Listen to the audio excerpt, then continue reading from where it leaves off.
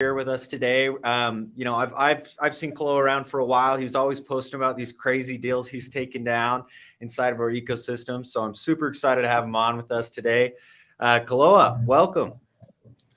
Thanks for having me on board, and excited to talk about what we're doing and some of the things we worked on and how we think about the investing landscape. Yeah, love it, man. Well, why don't you start off by telling us a little bit of background about yourself and your firm? Yeah. So I did not start in finance. My first real professional was in sports. I was a bobsledder on the USA team, and figured that I should probably not peg my income ability to sliding down a mountain of ice in spandex. And so went to school. Eventually ended up at Yale Law School. Founded a small prop tech company, venture backed. I exited and then did VC for a little bit in New York with first round capital, and was actually looking to exit the tech scene to do real estate private equity. And so in December of 2021, I formed Wolfgramm Capital, and over the last 13 months, we've done 220 million in acquisitions. We mainly focus in the hospitality space. Wow, that's crazy. So bobsledding, let me get this straight. Bobsledding to venture capital, now in private equity real estate. Is that right? Yep. Hey, that's quite a journey. That's awesome. That's great. Well, tell us a little bit about kind of your buy box, what type of deals you like to do, and what you focus on, and we'll hear later about what you think about today's environment. Obviously, real estate's a little crazy for that, but first tell us a little bit about what type of deals interest you. Yeah, so we have a interesting mix between. So we focus on hospitality, particularly hotels and resorts. And within hospitality, there's a whole bunch of different types of brands, right? If you stayed at a Marriott, and sometimes it can be confusing, right? Fairfield, Courtyard, Residence Inn, Town Place Suite, Spring Hill, right? Those brands, right, kind of sit to and they market to different customers. And so you might have on the top end of a brand, like the Marriott's 5-star brand is Ritz-Carlton, Hilton's is the Waldorf. And then on the other side of the brand levels, Marriott's entry brand is like a Fairfield or a Spring Hill Suites or a Courtyard, and Hilton's is Hampton Inn. And so within those spaces of hotels, we actually play on the spectrums and nowhere in the middle. So we buy luxury, ultra high 5-star luxury. We just bought the Waldorf in Park City, Utah. That was our 5-star luxury hotel. And then within a couple of weeks, we closed on a Residence Inn in Podunk, Louisiana. And so we like to play on both sides. And the reason why is, luxury gets these massive developmental returns because their cap rates are so low, right? There's luxury in places like Hawaii or LA, and even in Park City, they'll trade at sub-4 cap rates. And so you develop it, or you do a rebrand, or you do a reposition, or something like that on the luxury side. That's where you get like these ridiculous return profiles. But on the other hand, luxury gets hit first, right, in a recession. For example, in COVID, luxury went from like 50, 60% occupancy down to almost zero, right? Closed down, shut down. Whereas like if you had a Fairfield in Podunk, Louisiana, Podunk, Texas, that thing went from like 75% occupancy to like 55% occupancy, like even during COVID, right? And so we actually target a ratio between the two of getting all the cash flow, super steady cash flow. You're not gonna have crazy multiples, super steady cash flow on the limited service side, and then ultra luxury for the pretty big developmental equity multiples. Wow. So a little bit of a barbell approach then, going for both sides. That's really cool. Do you have like a target allocation percentage to each of them, the high end luxury or the lower end, or is it just kind of you take a deal as it comes, and if it fits your criteria, you move forward with it? No, yeah. So we do have a ratio. We do have about a 10-to-1 ratio. So it's about 10 limited service to every 1 luxury. And so across our 200, and that ends up being close to 50-50 in terms of assets. So like of our 220, now 30 of our assets under management and our actual real estate that we own, about a little under half of that is in luxury, and then the other rest is in limited service. Awesome. And now, are you syndicating these on like a deal by deal basis, or did you raise a closed ended real estate fund and are deploying through that? Yeah. So our initial raise, we did raise a small fund. It was closed ended, and it was going to go after. We had a couple of deals that were already identified, and so we created LLC, funded it, beforehand and went out and acquired a portfolio and a couple of other single assets on that side. And then in between that, and now we're raising our second tranche of funding on a private equity fund. In between those deals, we do syndications, right? Gotcha. And then the other side is, because the strike zone of the funds are pretty narrow. Anytime a deal falls outside of that. So for example, all of our funds are not in development. All of our funds are, existing, repositioning, value add. And so any development deals that come across, we just syndicate, and it falls outside the fund strike zone. Oh, cool. Okay. And do you have like different investor bases that you go to for these, different, types of assets, or do you kind of, pitch them all to your entire investor base? Yeah. So definitely different investor base, particularly when you syndicate on the limited service side. I mean, these are small deals. These are, maybe they get into the mid-teens, but these, residence inns, courtyards, Fairfields, a lot of times we're buying them outside. We don't even like to go downtown even on those types. We typically find a metropolitan area that we like and draw like a 30-minute circle around it and try to hit those more suburban markets. And within that, these deals is called a $10 million deal. The equity on that is maybe $3.5-4 million. We can't get institutional big folks to get, necessarily. Maybe if we did a roll up of those, right. We were looking at a $175 million portfolio of like 20 of those things. That would be exciting. But a lot of these one-offs, a lot of times we find locals. We have some other friends and family type of investors. And then on the luxury side, yeah, we have we've worked with huge family offices, a couple institutions, and their appetite favors obviously writing the bigger checks. We had one single investor write a $127 million check into a deal, and that was wow. That was a crazy close. Yeah, that's awesome. That's so cool to hear about. It sounds like you do a lot of different things in investing. You've had a lot of different experiences. In our ecosystem, we have a lot of just plain emerging managers, right? Emerging allocators, investors. What's from someone who's been able to take the bull by its horns and move successfully over the past year, especially with all macros. Like, what advice do you have for people listening on this call that are thinking about starting their own fund or managing their own fund? What's some life advice from Koloa? Yeah. So I actually think that, and this is applicable to generally entrepreneurship, but I think it's particularly relevant in funds. And that is, I see too often people taking a problem first approach when they're trying to solve for what they're going to be investing in, particularly in asset class, right? So what they'll say is, look, multifamily is, cap rates starting to expand, and like there's an opportunity to buy there. I'm going to go raise a multifamily fund, or self-storage is underbuilt in my area, and like I'm going to go. And that's like a problem, like identifying a problem and trying to solve the problem. And that works. I'm not saying it doesn't work. It works for a lot of people, but particularly if you don't have like background in that area, I actually think that a tools-based approach is better. And that is, look around and say, what are the tools that I have, right, available to me? So, do I have a competitive advantage in anything? Do I work in an industry? If I work in a manufacturing plant, right, and I know manufacturing plants, and I probably know 30 manufacturing plant owners and managers and supply chain, like all throughout. So I would look at, and that's how I got into hotels was, I was practically raised in hotels. My dad has worked in hotels his entire career. And so I looked around and said, like, if I was going to have, 3 steps ahead of somebody in buying an asset class, what would that asset class be? And for me, it was hotels. And so we were able to move really, really quickly. So if I was someone like that, I'm looking at private equity roll up. Like, I think some guys like doing a veterinary roll up, veterinary clinics. And I think he's a vet, right? Which makes sense. So he goes in there and he looks, okay, what are the tools I have? Who are the people that I know? What are the things I can leverage off of? Start there, I think, is typically a little bit better than just like, oh, I think that the market is long, I'm just gonna like put together a hedge fund and start shorting securities. Like, I don't know, it's kind of weird to think about it that way. No, hey, I honestly couldn't agree more with you. Like, I've seen hundreds of emerging managers come through our programs over the past couple of years. And it's all about, taking an inventory of your resources, right? Both on the capital side. So like demand for your product, like what type of relationships do you have? And then your capacity to effectively allocate there. And, it goes back to your resources of what experience and legs up do you have?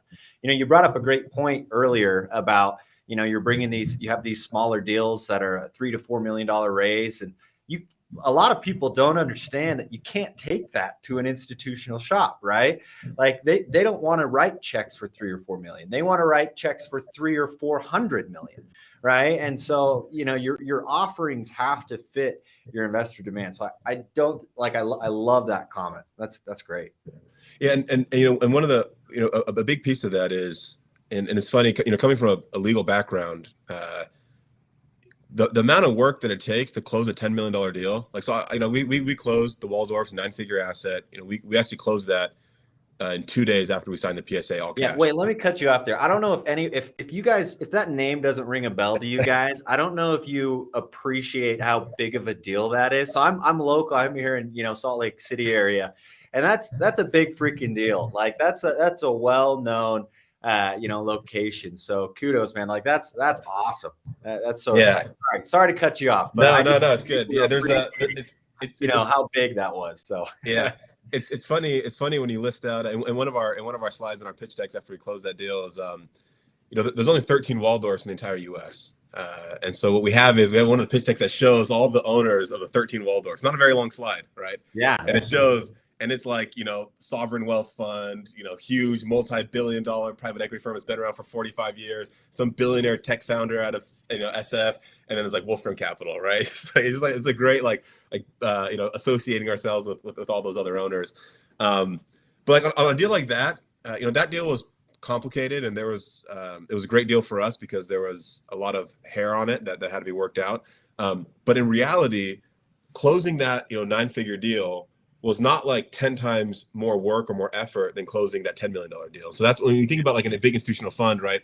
They're trying to deploy, hundreds of millions, maybe several billion into asset classes. And so they're underwriting of a $100 million deal that they can do once and spend the legal fees one time to spend into that versus underwriting 10 residence inns in, middle of nowhere, somewhere. Even if those deals are good deals, it's the same amount of effort, right? And so just the numbers are different on the contracts. And so that's kind of a lot of what's undergirding that analysis. Yeah, it's just a velocity of money equation, right? And that's why, not to bring up too many stories, but SoftBank, that's why they had so much trouble, in my opinion, is they raised $100 billion. Like, you can't really deploy $100 billion effectively in 18 months. So it's all managing assets, managing capital. It comes down to this velocity of money equation. So I think you're spot on. Now I want to shift gears a little bit. You you started, so what is it, a year ago, 2 years ago? A year ago. And you've raised millions of dollars in equity capital for these deals. I feel like that's at least a mental hurdle for a lot of people before they've actually gone out and tried to raise money for something. Can you walk us through your experience in fundraising and maybe some tips, tricks, or stories that you have that you could share? Sure. So I think the first one is understanding that what you do as an investment manager is a well-loved and much needed product or service for groups, right? So there has to be the shift that you're not a car salesman knocking on people's doors that no one wants to hear about. Like, for the right people, they dream about meeting you. Right? That is their full-time job, is to meet people like you. And so that, like, once you have that shift, that look, we offer a product or service that our last portfolio of hotels, we had a 17% cash on cash return, right? Even in 2021, which was like, the average was well less than that across hospitality. And there's a whole bunch of ways we do that. We vertically integrate. We just bought an insurance firm. We acquired a management company and merged it. And we do a whole bunch of things to try to do that. But at its core, right, what fund managers need to understand is that if they're good at what they do, just like, when I managed a VC fund, I loved when founders wanted to pitch in, because my entire thing was finding good founders. And so if I had 100 people emailing me about their startup, that was awesome. So that's like the first, I'll call it, mental shift that has to happen. And then after that, it's, man, there's so much of raising capital that is not just relationship based, but it's like skill based, right? So there's, I think people come to us all the time for LP checks, and we've done a couple of LP stuff here and there. I would say the biggest trick is doing some customer discovery beforehand. So trying to understand what their goals are, what kind of investment horizons, what kind of deals they've had in the past. Like, skipping past all that is almost fatal when you start to pitch. That's the first. Yeah.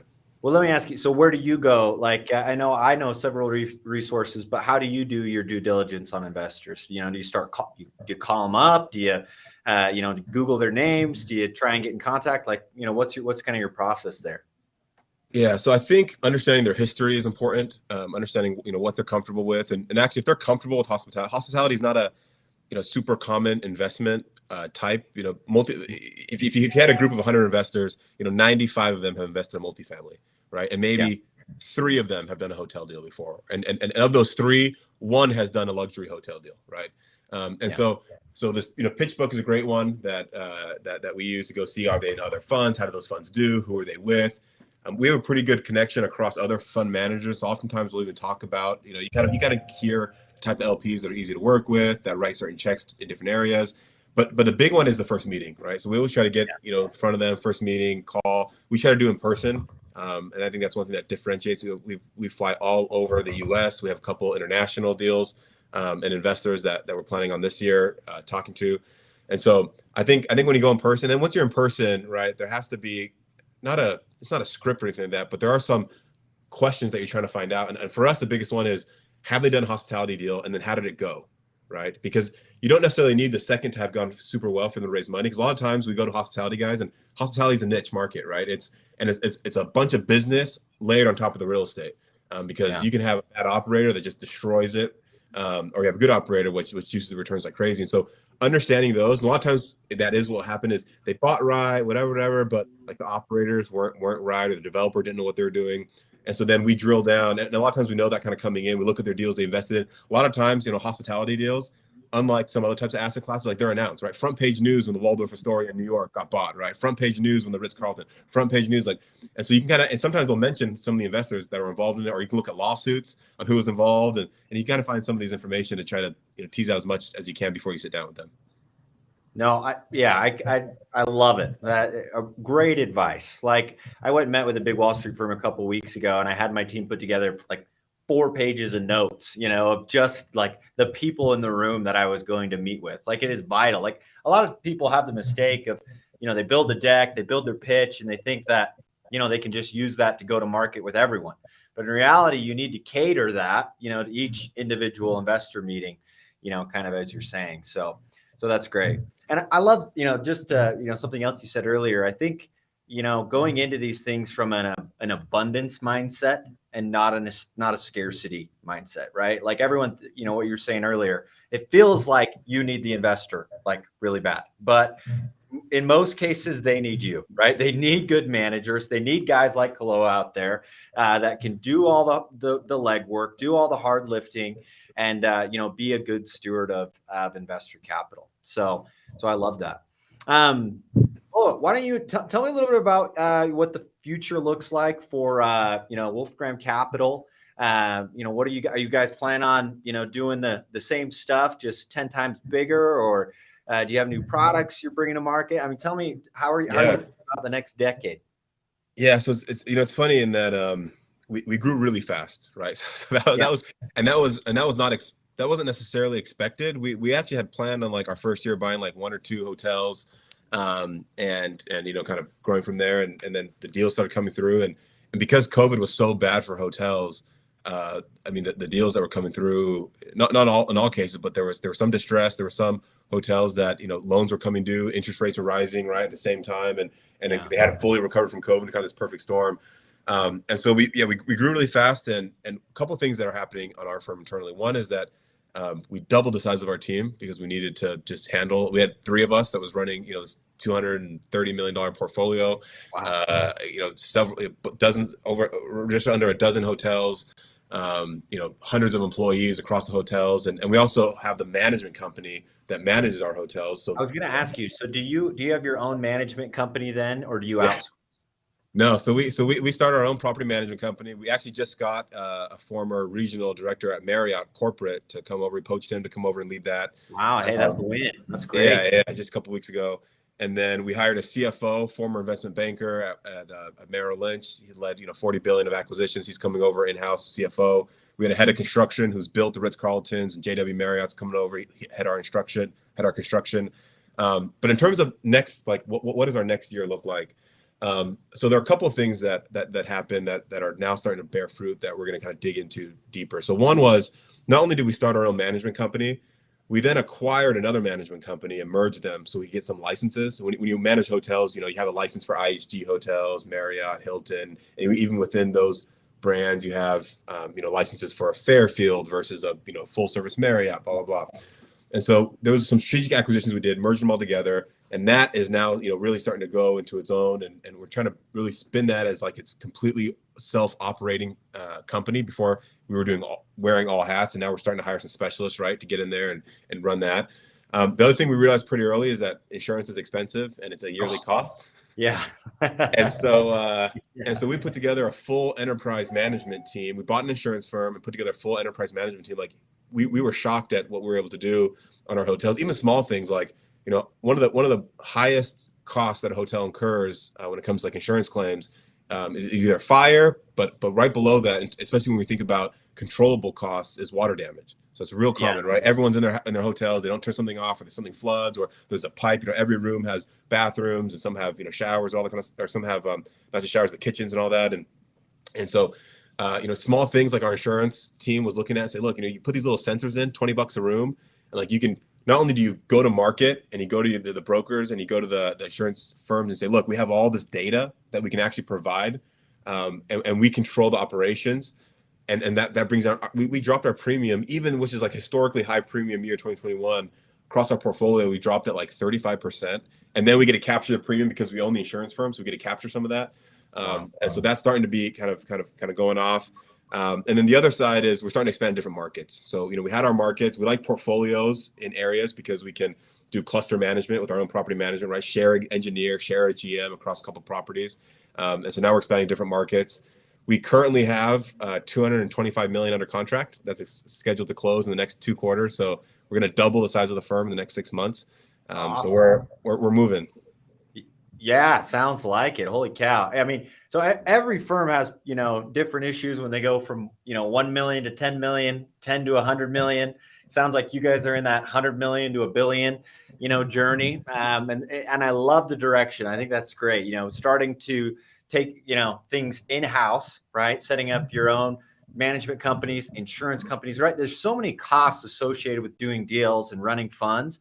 Like, why not do it yourself? So what I always tell everyone is, if you can provide a good or service at or below fair market value, you're doing good by your LPs, right? Because you're saving them money, so they get a higher return. But if you can do it, if you can fulfill a service at or below fair market value, there's no reason you shouldn't start your own, company. So I think that's awesome. So kudos. It sounds like, after only being open for a year, you guys are already jumping into that. That's really impressive. And then new products. That's so exciting. So with all of this, you kind of, alluded to it. You've got a lot of human capital demands, and either from an executive level or more analyst, lower tier level. Walk me through what you look for when you're vetting partners or, key level executives. Like, how do you choose people for your team? Because it is such an important part of this journey and often overlooked. So, share with us how you look at that. Yeah. So obviously, the type of vetting that we do for, a GM is gonna be different than the vetting we do for a CFO and things like that. But there are definitely some broad principles that we look at. One is we try to be as objective as possible. And so we actually have an internal system that we try to ask when we're interviewing for GMs, we try to ask all the GMs the same question, right? So we can really compare them against each other. When we're interviewing for, finance positions, we try to ask all the same questions. And the way that we also have a rating system that we use is 1, 2, 3, and 4. We don't have a middle. The reason why we do that is that you have to make, might go through 3 or 4 rounds of interviews. And, 1 is, bottom of the market in a certain skill area. 2 is below average. 3 is above average. 4 is, world-class level in a certain particular area. So that might be in, innovation, that might be in strategy, that might be in risk mitigation, that might be in finance. And one thing I found is that, things kind of come to the mean unless you force it out into like that 1, 2, 3, 4. And so when he discusses a team, like you have to say, are they above average or below average, right? There's no middle ground. You can't just say average, average, average, and you rank them across skill ratings. And what we look for is we look for spikiness, not for necessarily even well-roundedness. So when looking for a partner, right, I'd rather have someone who is world-class at finance and below average at, speaking skills, because we're not looking for him to be the speaker or whatever. We want world-class on that. I'd rather have that than a bunch of threes, right? I'd rather have someone who has fours, a couple twos, than someone who has some twos and a bunch of threes. And then the other piece, and then the other piece that we look at is, I think when it comes to those who make investment decisions, right, those who are the principals, one of the things that really matters is, are they able to identify risk? Are they able to qualify the risk? And then are they able to mitigate risk? And I think across those three things, those, in my mind, almost all of our investment decisions roll up to those three buckets, right? Are they able to identify the risk? Do they see the things that can go wrong? And list out all of them, right? Even if it's as silly as, something that almost out of our control, then can they qualify it, right? Can they understand which of those risks are most likely to happen, least likely to happen?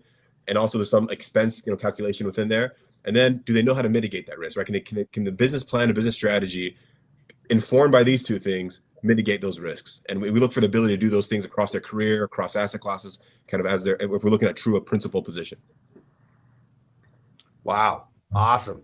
That's gold. I love it. So let me ask you this though. Do you, like in terms of making those final hiring decisions, do you have this potential hire interview with all members of your team? Is there a final decision maker? Is that you? Do you want to be involved in all those decision makings? And obviously, as your firm grows, because what's your head count right now of your internal team? You said it's 6. On the executive side, yeah, there's only 6 of us. Okay, so obviously as that grows and you start bringing in more and more money, like how do you guys think about that? Yeah, so all of the there's kind of I think about hiring in groups, right? There's the types of hiring that is important, and I do interview with every new hire myself. Okay. I think it's important, especially on this stage. I don't think you can also, if we're Blackstone and you have 100,000 employees, okay, yeah, you're probably not interviewing the analysts, but I interview and talk with everyone. We run them through the founders, 3 of us that are the co-founders. And we interview all of them, and we have kind of separate things that we're looking for, and then we come together and then we make a decision as a team. It's a pretty quick process. We try to make decisions usually sometimes same day, sometimes day after, because I think that if one of the things we try to, the way that we look at human capital, the same way we look at our investment opportunities, we would solve for conviction, right? Where if we're looking at 2 investments equally, and one investment is like, oh, we have 2 out of the 3, and it's like, yeah, it'll probably be fine. Versus one that's like all 3 is like, that is a home run. Like obviously you'd want that one. And so when we get employees that are like, like maybe some people have reservations, a lot of times they just don't make the cut, right? We want to look for, when we're talking about our internal team on the capital side, we want all 3 super high conviction, and because we're going to work with these people and they're going to be huge factors of our success. On a small team like that, you think about one person, let's say we hire another person, 7, right? That's like what, 20% of our team? Like 20% of our firm's success in this one person. Yeah. And you think about it that way. Imagine your investment. 20% of its profits is coming from one person, right? It's hugely important. Wow, that's a great way to look at it. I love it. Well, great. Thank you. We're about out of time here. We've covered a lot of topics. It's been an awesome conversation today. So, if people are interested in learning more about like Wolfgramm Capital or trying to get in touch with you, where's a good place that they can go to learn more about you guys? Yeah, so we have a pretty simple website, wolfgramm.com, WOLFGRAMM.com. My email is my first name at my last name.com, which makes it easy. Koloa at wolfgramm.com. And I respond. I see all the emails, things like that. So if people want to get in touch or talk or chat through, or if they have hotels to sell, we'll talk about it. Yeah. Well, great, man. Well, I love it. Well, thank you so much for coming on today and, sharing some words of wisdom and your traction. I mean, if you made it this far in the past 12 months, man, just think what the next 24 or 36 are going to take you. That's super exciting. So, Koloa, thank you so much for joining us today. Yeah. Thanks for having me. Appreciate it.